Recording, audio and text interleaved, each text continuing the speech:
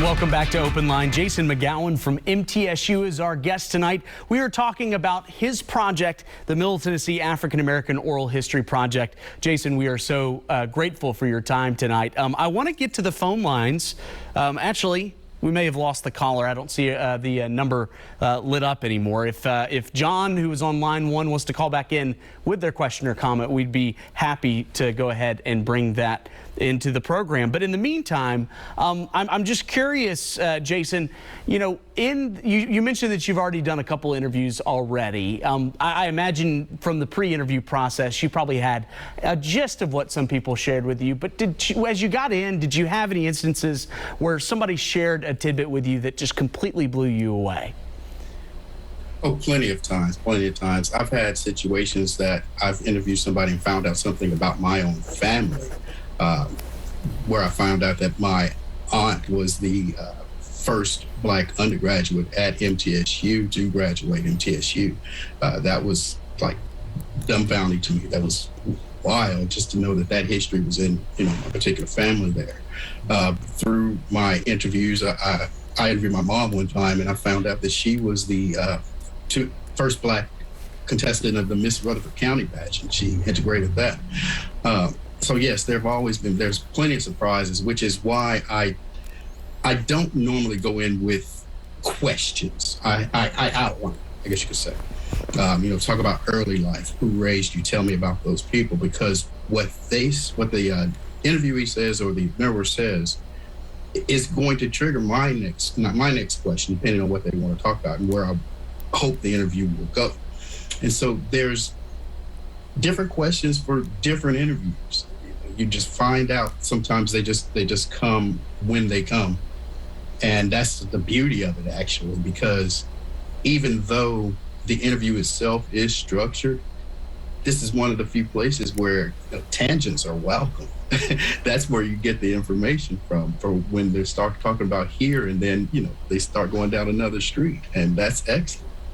Absolutely. You mentioned interviewing your own family, which had to be just such an incredible opportunity. I'm curious, and I'm thinking, as if you're a relative of someone else that you've interviewed or will interview one day, will this be available to people to be able to listen in the future, even just from a posterity standpoint? Most definitely. That's the goal, to have these preserved, and this would be nothing without access. That's what a lot of the struggles have been about, equal access to things. And I want to make sure that everyone has access to these thoughts, these experiences, these emotions, these feelings, because they shouldn't be kept. Knowledge should be shared, I believe. And I want to have these available for all. I mean, they make for great academic resources. They make for great podcasts. There's a lot of things that can be done with oral histories. Once again, they make for a great way to pass on something to your own family so that they know where they've come from and where they're going. Absolutely. What a gift that is. I'm curious. In addition to just being able to collect this history, I imagine there's some individuals that you're meeting with that they're right on that age cusp where we're starting to, you see it with World War II veterans and that kind of thing, where we're slowly losing that population just due to age. So are you finding that getting these interviews done before we lose entire generations that have such a wealth of knowledge is a big part of this project? That is a major part of it. We don't want to lose those stories. However, I will say this, like you say, a lot of, the World War I, and we're losing a lot of World War II veterans, but, we're losing a lot of Black people every day, just to nonsense. We're losing a lot of children every day just to nonsense. I mean, it's important to get these stories down because we never know when our time is up. But to have these as a collection, even if it's not firsthand, if it's a descendant of a World War I vet, I'm sure they have some memories or recollections that they would like to tell, that they want remembered about their ancestors, the generation before them. This is a perfect time to get those things down as well. Even though even if you didn't experience it yourself, the knowledge is still powerful. The oral tradition is the oldest tradition I think we have when it comes to putting things down. We speak it, we tell it, we remember it, then it's a repeat. And so even though a lot of these things may not be firsthand, the descendants have a vast knowledge of their own family history. And I welcome those interviews too. Absolutely. Jason, you mentioned at the top of the show, and rightfully so, we get a lot of our history growing up from history textbooks, but you can't get into the granular stories like you can with this oral history project. I'm curious, you hear a lot of stories, especially from the civil rights era, about Nashville and the role that Nashville played, but especially since you're based in Rutherford County and seems like you're speaking to a lot of people from Rutherford County. What role are you learning that Murfreesboro and Rutherford County played in the overall civil rights movement? Well, I'm speaking to everyone, of course, in the Middle Tennessee area, not just here. Of course, I do have an affinity for my hometown, but that's where the stories come. There is some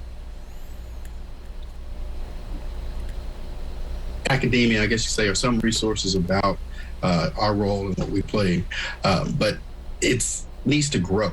That's part of the reason for the project. And I think every community can say a little bit about that as well. There is always some history, but needs to be more. There's not enough that is accessible to others.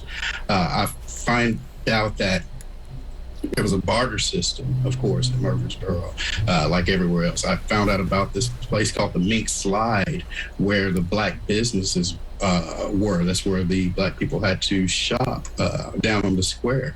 I'm finding out things about the Princess Theater and how the seating was there.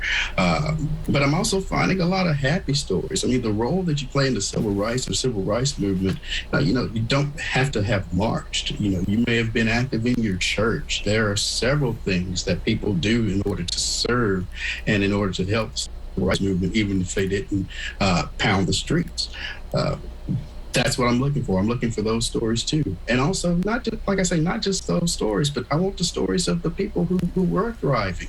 Even though segregation happened, we know that there were thriving black communities that were ultimately destroyed. But I want to hear about the thrive and let people know that we're strong, we persevered, and that's our history. We've been doing it since we were first stepped foot on this particular continent. There's always been some type of adversity that black people have had to endure here in the America. And I want to show that through those adversities, we continue to persevere. Even now with the grocery store shooting, black folk are still persevering, we're still strong. And those are the stories I want to show as well. And speaking of perseverance, I think, and you touched on this earlier, Jason, I don't know if there's a better Middle Tennessee example of that, especially for the African-American community here in Nashville, than Jefferson Street. If people are not familiar with that, I know there have been more conversations about it within recent years, but if people aren't familiar, what happened to Jefferson Street when the interstate was installed here, Interstate 40 in Nashville? Well, once again, I think it's important to note that this was the government, intimate domain, which was used in order to destroy blocks and blocks and blocks of thriving communities. I'm talking about doctors, lawyers, our own teachers, funeral homes, families who were able to keep the black dollar within the community. They shopped within themselves, they taught within themselves, they commune within themselves as well. And through intimate domain, the government said, hey, we're going to build an interstate system. We need this land. We're going to pay you for it. We're definitely not going to, it's government, so the government's going to get bottom prices. It's never enough of what it's worth. But it was basically destroyed. Not basically, it was destroyed. And you'll find that, I think, if you look along the interstate system, I think you'll find that most of that interstate system was built and went straight through black communities, through the government use of intimate domain. And I would encourage anybody watching that if you haven't visited the Jefferson Street Sound Museum, Mr. Washington, who has literally transformed the home that he lives in there on Jefferson Street, it's an incredible recreation of what Jefferson Street in many respects once was. He has a map that shows where a lot of the old clubs are. I'm curious, if you had a chance to meet him, he would be a great person for your project if you haven't already. No, I haven't, but I would love to. Thank you for that, Luke. Yeah, absolutely. We will have much more of our conversation with Jason McGowan here in just a moment here on Open Line. Call in with your questions or comments if you had them. We'll see you on the other side of this break.